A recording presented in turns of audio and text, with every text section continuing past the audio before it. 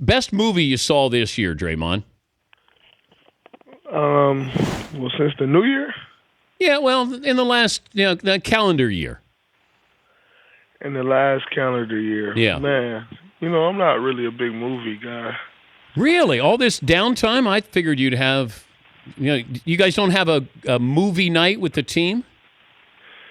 No, some guys go to movies sometimes, but I don't really have the patience to just sit in the movie. Like, that forced me to sit in one place for too long. Did you see Star Wars? I've never seen any Star Wars. All right. I finally saw my first one this year, so I understand. I'm not a space guy either, but I finally went due to public pressure. But there's no movie where the guys all get together and go, dude, you got to go see this movie. Sometimes they do, but I still struggle to just sit in the movies. Like, I hate sitting in one spot for too long. And if you get up in the movie theater, you miss what you need to see. So I just struggle. Who's the best actor on the team? The best actor? Yeah. The best actor on our team is probably... Who's the best actor on our team? Probably Harrison. Is he funny? Dramatic. Oh, dramatic. Yes. Like flopping and things like that? No, like full of gas all the time. Oh, boy.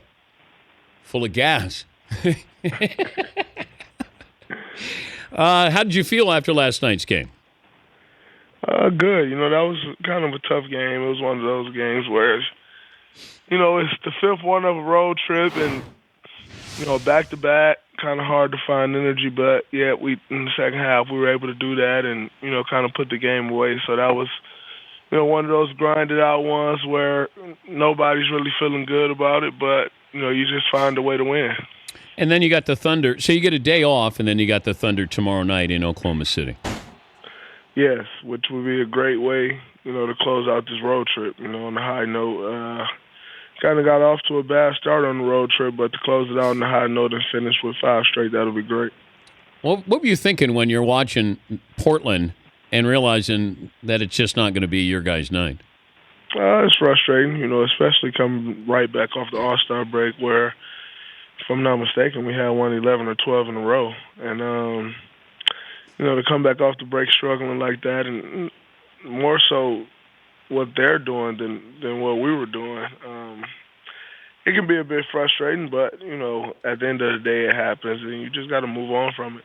If I said that you had to guard Durant or Westbrook, who do you want? Whichever one. I mean, it doesn't matter? They both present different challenges, but yet both challenges are tough, so whichever one it is, just got to roll with it and do what you can to try to stop them. The last time where you felt helpless guarding somebody? Man. I don't know. Now, we have pretty good help side defense, so even, when you're struggling, we can kind of help out a little bit. I'm not sure on that one. But you never had a guy it was his night. Like what defenders feel when they're going against Steph or Clay. I mean, KD a couple years ago in OKC was pretty tough. You knew it was his night? Absolutely. Do you say anything to him? No, just kind of roll with the punches. Do you ever feel sorry for defenders who have to try to cover Steph? No. Not one bit. He can make people look pretty bad. That's part of the game, though. Yeah.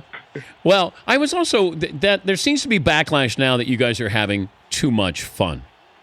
Right? Do you guys hear this now that, celebrating and enjoying the game?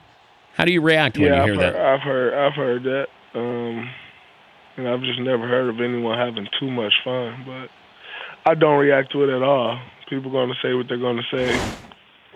If we weren't winning and we were acting that way, then, playing the way we played, then what would they say? So it is what it is to me. He's Draymond Green, the Golden State Warriors forward, joining us, Dan Patrick Show. How much are you able to follow Michigan State and Denzel Valentine? Every game. Even if I can't watch it, I'll somehow DVR it or something and check them out every game. Do you see Denzel, and like he's mentioned, or your name is mentioned when they look at his game. Is that fair to have your game compared to his or vice versa? I've always said since Denzel first got to college, I used to tell people, like, man, y'all gonna have to watch out for that kid coming out of high school. 'Cause I used to go see him. Obviously he's from Lansing, so when I was still at Michigan State, I would go to his high school games. And I used to tell people back then, like, I think he's the guard version of me. And, at the rate that he's improved, constantly year in and year out, I'm thrilled, for him to be having the success that he's having. And, hopefully he can finish out this season strong and possibly win National Player of the Year and make a run at the national championship. The coaching styles of Steve Kerr and Luke Walton, are they different at all? A little different. Kind of the same principles, but definitely a little different.